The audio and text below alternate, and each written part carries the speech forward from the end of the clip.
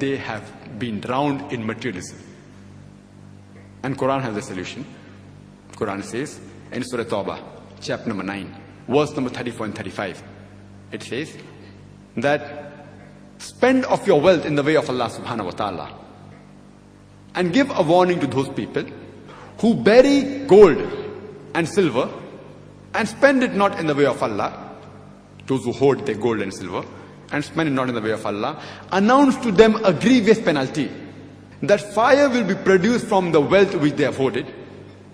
It will be heated in the hellfire, and on the day of judgment they'll be branded with it on the forehead, on the flanks, and on the back. And the Quran says that this life is a test for the hereafter. In Surah Mulk, chapter 67, verse number 2, that Allah subhanahu wa ta'ala has created death and life to test which of you is good in deeds. And the Quran says in Surah Al-Imran, chapter 3, verse number 185, that kullu nafsin zaikatul maut, every soul shall have a taste of death.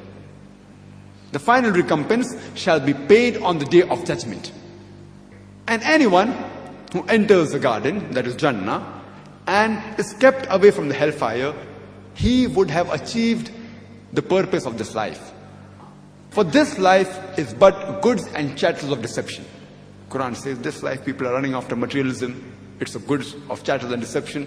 But a person who's safe from the hellfire and enters the garden would have achieved the objectives of this life. People spend too much money, etc. And Quran has a solution for the spendthrifts.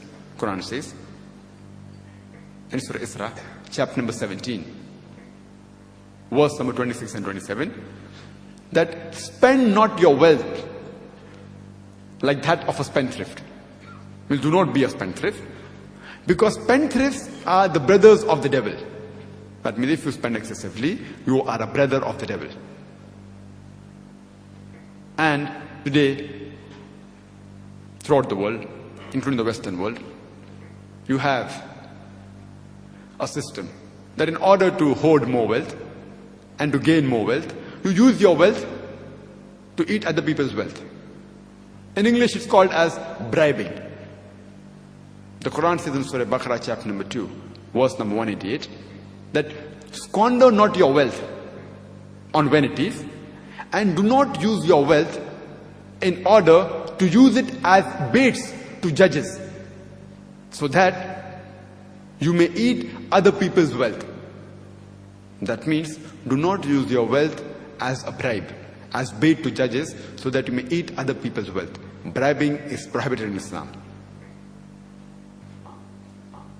And the Quran says in Surah Hujurat, chapter 49, verse number 11 and 12, that let not one group of men laugh at the others. You may never know, the latter may be better than the former. Let not one group of women laugh at the other. You may never know, the latter may be better than the former. Do not call each other by nicknames. Don't be sarcastic to one another. Avoid suspicion, for suspicion in some cases is a sin. Do not spy on one another. Do not backbite. Do not call each other by nicknames, and do not slander behind their backs. Do not backbite. Are you ready to eat the dead meat of your brother? The Quran says that if you backbite, if you speak against somebody's back, it's as though you're eating the dead meat of your brother. And eating dead meat is prohibited in the Quran. Speaking bad about someone without proof, slandering him without proof, is prohibited in Islam. Slandering someone behind his back when he doesn't have an opportunity to clarify is double sin. Eating dead meat is a sin. Eating dead meat of your brother. The cannibals who eat meat, even they don't eat the meat of their own brother. So backbiting is as good as eating the dead meat of your brother. And Quran says, nay, you would abhor it. This backbiting and slandering in the garb of freedom of expression, hidden behind the term freedom of expression, you find it very prevalent throughout the Western world. People abusing each other, slandering each other, inverted commas, freedom of expression. The Quran says in Surah Humazah, chapter 104, verse number 1, وَيْلُلْ لِكُلِّ هُمَزَةٍ لُمَزَةٍ. Woe to every kind of scandal monger and backbiter. The problem today which the West is facing, and it has also seen to it that the other parts are facing because of it, is riba, is interest. Today, the Western world is in problem because of riba, because of interest. And they've seen to it that they've passed this disease even to the other parts of the world. It started in England by the King of England. He said that you give money, I will keep it with you, and then I will give you interest, fixed interest on it. And that's how the present interest-based banking system started. And they have spread this fever, this disease throughout the world.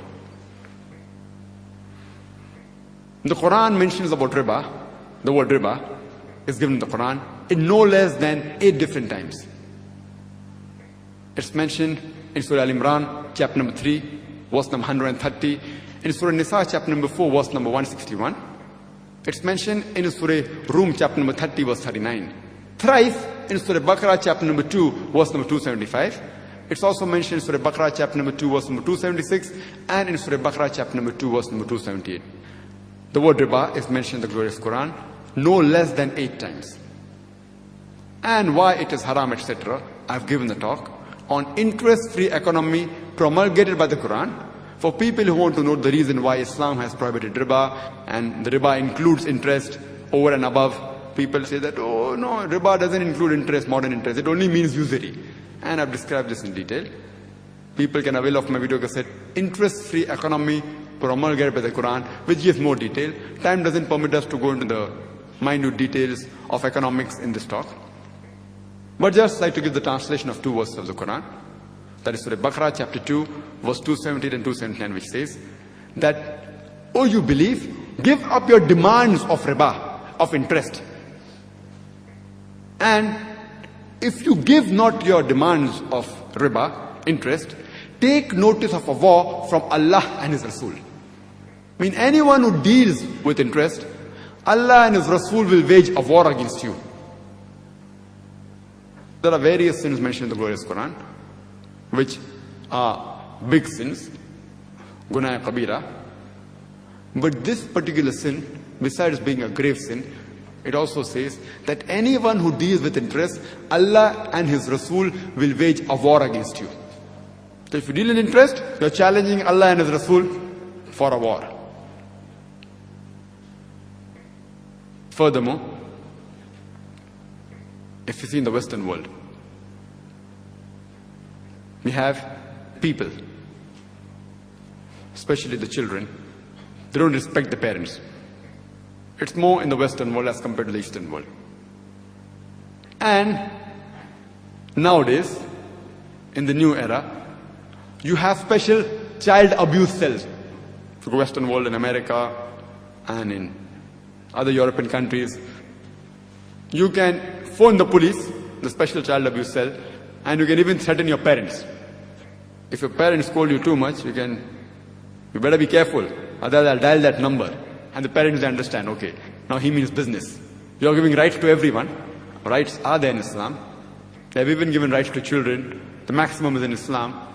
But the Quran says, La taglu fi dinakum, in Surah Nisa chapter 4 verse 171. Do not commit excesses in your religion. But natural children should be protected. But now, in the garb of protection, the children, they are threatening, they are blackmailing their parents. If they want something, and if the parents don't give, they can blackmail. You can even give fake calls, no problem. The police will come, may harass the parent, may not arrest them, but there can be problems. Several places in the Quran says that you should respect your parents. Several places. In Surah Luqman, chapter number 31, verse number 14. In Surah Ahqaf, chapter number 46, verse number 15. In Surah Anam, chapter 6, verse 151. Several places. But specifically, it says in Surah Isra, chapter number 17, verse number 23 and 24. It says that after worship of Allah subhanahu wa ta'ala, the next duty is respecting your parents. The Quran says in Surah Isra, chapter 17, verse 23 and 24, that Allah has ordained for you that you worship none but me, and that you be kind to your parents.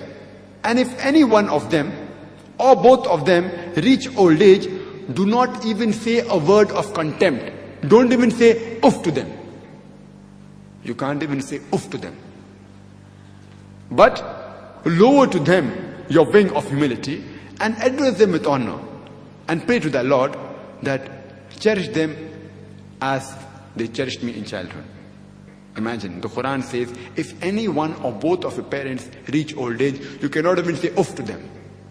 In the Western world, you have the concept of old age home, where the parent gets old, put them into the old age home. There's no concept of old age home in Islam. Because the duty of the children and the relatives to look after the elderly people. They have to respect them. They have to love them. They have to behave with them with compassion. Unlike the Western world, which moment a child gets adult, the parents may have looked after the child. But moment he feels he can stand on his own 2 feet, then he shows his back to the parents. The common problem which is there in the Western world is adultery. It is fornication. And the glorious Quran says, in Surah Isra, chapter number 17, verse number 32, that come not close to adultery, for it is an evil opening roads to other evils. Adultery is an evil opening roads to other evils. That is the reason in Islam, marriage is compulsory. There is no monasticism in Islam. And our beloved Prophet Muhammad said, it's mentioned in Sahih Bukhari, volume number 7, in the book of Nikah, chapter number 3, hadith number 4, that, O young people, whoever has the means to get married should get married. And our beloved Prophet said that anyone who marries completes half his deen. Once during question and answer time, somebody asked me, that does it mean that if I marry twice, I complete my full deen? What did the Prophet mean by saying marriage completes half your deen? What he meant, that marriage prevents you from promiscuity, from homosexuality, from fornication, which are half the evils in the society. Only if you marry do you have an opportunity to be a husband or a wife. Only if you marry do you have an opportunity to be a father or a mother, which are very important duties in Islam. Therefore, the Quran says that marriage is a misaq, a sacred covenant, in Surah Nisa, chapter number 4, verse number 21. Allah subhanahu wa ta'ala says in Surah Rum, chapter number 30, verse number 21, that amongst his signs he has made for you mates of like nature, so that you may dwell in them with tranquility, and he has put love and mercy between your hearts. Marriage is compulsory in Islam. Today, one of the biggest problems that the Western world is facing, which is not so much in the eastern part of the world, is the surplus of women. You have more women in the Western world. In the Eastern world, the reason is because of female infanticide. If this evil practice stops, even in the Eastern world, this problem will be there. If you analyze, the glorious Quran says, and gives the solution for this problem, in Surah Nisa, chapter number 4, verse number 3, that marry women of your choice in 2s, 3s or 4s. But if you can't do justice, marry only one. That means a person can marry 2, 3s or 4s if he can do justice. If he can't, marry only one. But at the same time, the Quran says in Surah Nisa, chapter 4, verse 129, it is impossible for you to do justice between your wives. So do not turn away from them altogether. Here what the Quran is referring to, that where it comes to justice as love is concerned, it's difficult, it's impossible to love both your wives equally. Even a mother, she loves her children. But no mother can say that I love 100% exactly both my children same. Can't be possible.